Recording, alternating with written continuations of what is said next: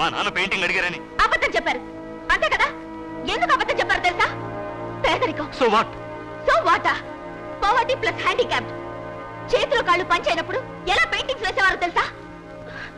మీరే చెప్పండి. కాళ్ళతో వేసేవారు.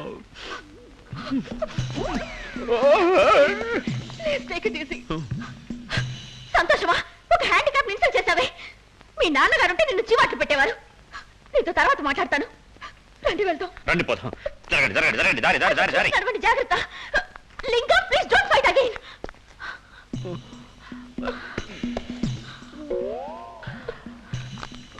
Thank you. Rosemary, take care. Bye. Rosemary.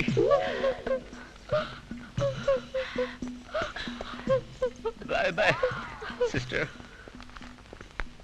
ఒరే లింగం, ఇప్పుడు నువ్వు మామూలు పెయింటర్వి.